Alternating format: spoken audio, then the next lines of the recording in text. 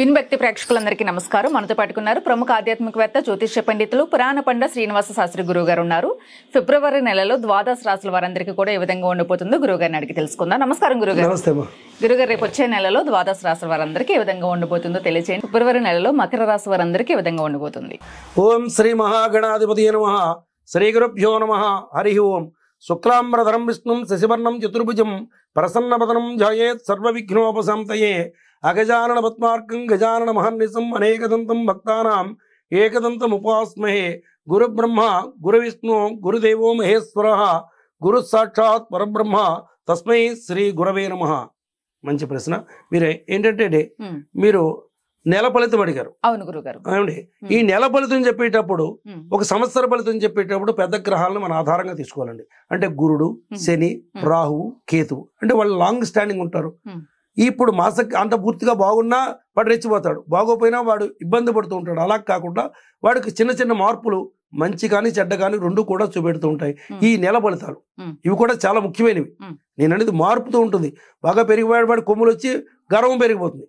లేదనుకోండి వాడు ప్రాబ్లంలో ఉన్నాడు, ఇంక ఆ గురుడు ఉన్నాడంటే సంవత్సరం ఉంటాడు, ఆ సంవత్సరం అంతా వాడిని బాధేస్తే ఇబ్బంది పడతాడు కదా. కొంత రిలీఫ్ అనేది ఇవ్వాలి. అంటే ఈ మాసగ్రహాలు మార్పినప్పుడు కూడా కొంచెం మార్పు ఉంటుంది, అంటే మంచి కానీ చెడ్డ కానీ. ఇప్పుడు ఏం ఈ మాసగ్రహాలు చూసుకునేటప్పటికి ఏం చేయాలంటే మనం రవి కుజ శుక్రుల్ని బేస్ చేసుకోవాలండి. అప్పుడైతే పెద్ద గ్రహాలు గురుడు, శని, రాహు, కేతుల్ని మనం బేస్ చేసుకుంటాం సంవత్సరంలో చూసేటప్పుడు. ఇప్పుడు చూసేటప్పుడు ఏంటంటే రవి కుజ శుక్రుల్ని బేస్ చేసుకోవాలి. కామన్గా ఏంటంటే ఇంకోటి కూడా ఏంటంటే అండి, ఇది పూర్తిగా మాస ఫలితం మీదే ఆధారపడకూడదు. మనం కూడా వాళ్ళు చూసుకోవాల్సింది ఏంటంటే అండి, వాళ్ళు పుట్టిన తారీఖు, టైము, ప్లేస్ ఆఫ్ బర్త్ పంపి మనకి ఓ పండితుడికి మనకంటే మనకో లేకపోతే ఎవరికైనా వాళ్ళకి కావాల్సిందే నేను చూసి చెప్తాను అనుకోండి, పంపి అలా పుట్టిన తారీఖు, టైము పంపి కానీ, లేదా వాడికి అవి లేవు అనుకోండి, వాడికి ఏదో వ్యవహారం ఉంటుంది కదా, ఆధార్ కార్డులో ఏ పేరు ఉందో అది ఇంగ్లీష్లో కానీ తెలుగులో కానీ మనకు పంపినట్టయితే దాని యొక్క వాడి పూర్వాపరాలు ఎలా ఉన్నాయి, ఈ నెల ఎలా ఉంది, మళ్ళీ నెల ఎలా ఉంది, వాడి కొంత లాంగ్ స్టాండింగ్ ఎలా ఉంది అనేది మనకి చెప్పడానికి ఉంటుంది. అది గన్ షాట్గా వర్కౌట్ అవుతుంది. అది ఒకటి ఫస్ట్ పాయింట్. ఇంకా రెండోది ఏంటంటే టెంపరీగా మీరు చెప్పినట్టు జనరల్గా అందరికీ మేషరాశి వాడికి, ఇప్పుడు మీకు ఈ ఉదాహరణ ఎందుకు చెప్పానంటే అర్థమైంది. రాముడు ఉన్నాడు అనుకోండి, రాముడు ఉన్నాడు, రావణాసురుడు ఉన్నాడు, ఇద్దరిది మొదటి అక్షరం రాయే. రాముడికి విజయం వచ్చింది, రావణాసురుడికి అదే రోజున చచ్చిపోయాడు. ఏంటి డిఫరెన్స్ అంటే వాళ్ళ పుట్టిన తారీఖులు, ఒకటి పునర్వసు నక్షత్రం, ఇంకో నక్షత్రం. అంచేత ఆ యొక్క డిఫరెన్స్ ను మనం క్లారిటీ చేసుకున్నట్టయితే, అది జాతకం చూసుకున్నట్టయితే, ఇండివిజువల్ గా చూసుకున్నట్టయితే, ఆ పూర్తి పేరు తెలుసుకుని కానీ ఇలా కానీ చేసుకున్నట్టయితే, డేట్ ఆఫ్ బర్త్ లేకపోయినా వాళ్ళు ఇంగ్లీష్ లో కానీ ఆధార్ కార్డులో వాడికి ఏ పేరు పూర్తి పేరు తోటి వాడికి కూడా జాతకాన్ని చెప్పడానికి అవకాశం ఉంటుంది. వాళ్ళని కాంటాక్ట్ చేయమని. ఇంకొచ్చినప్పటికి ఈ మకర రాశి వారికి ఈ రవి ఆల్రెడీ మొన్న మారాడు కదా, మకరంలోకి వచ్చాడు. మొన్న మకరంలోకి వచ్చాడు, జనవరి 15 మకరంలోకి వచ్చాడు, ఫిబ్రవరి 15 దాకా ఉంటాడు. అంటే జన్మస్థానం నెత్తి మీద శిరోస్థానంలో ఉంటాడు, జన్మస్థానంలో ఉంటాడు. ఫిబ్రవరి 15 నుంచి ఆఫ్టర్ 15 నుంచి రెండో ఇంట్లోకి వెళ్తాడు, కుటుంబ స్థానంలోకి వెళ్తాడు. ఈ రవి 1లో ఉన్నా 2లో ఉన్నా మైనస్సే కానీ ప్లస్ కాదు. కొంతలో కొంత చెప్పుకోవాలంటే రెండో ఇంట్లో వెళ్తే కొంత నయం. జన్మ రవి వల్ల చాలా ఇబ్బందులు ఉంటాయి. వీటికి శిరోర ఇబ్బంది, నేత్ర ఇబ్బంది, అధికార ఇబ్బంది, ఇలాంటివన్నీ కూడా ఆత్మ ఇబ్బంది, ఇలాంటివన్నీ కూడా రవి వల్ల మైనస్ ఏముందని చెప్పాలి.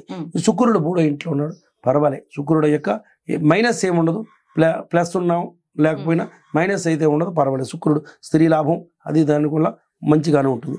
కుజుడు 6వ ఇంట్లో ఉన్నాడు. దీనివల్ల కూడా కుజుడు 6వ ఇంట్లో కూడా మనకి ఏదైనా న్యాయస్థానాల్లోనూ వాటిల్లోనూ అవ్వాల్సిన ఏదైనా పనులన్నీ కూడా వీడికి ఫేవరబుల్గా అవుతాయి.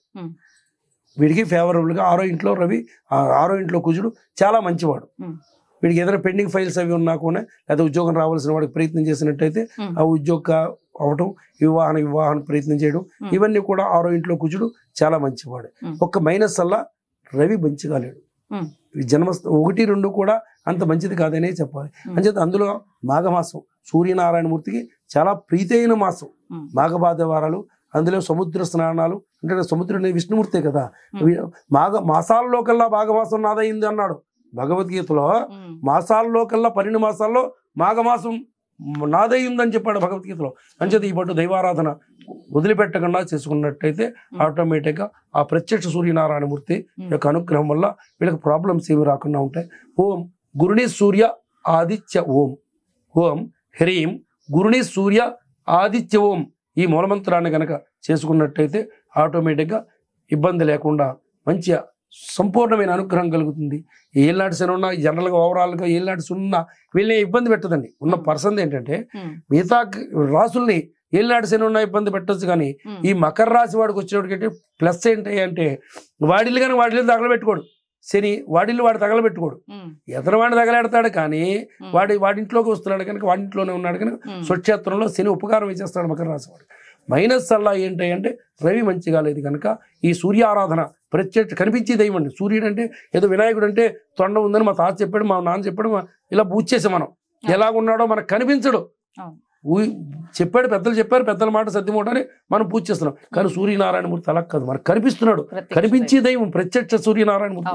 అంచేత ఆ సూర్యనారాయణమూర్తిని కనుక ఆరాధన చేసినట్టయితే ఓం హ్రీం గురుని సూర్య ఆదిత్య ఓం అనే మూలమంత్రాన్ని రోజు 108 సార్లు చేసినట్టయితే సంపూర్ణ మాఘమాసం సంపూర్ణ అనుగ్రహం కలుగుతుంది. ఓకే.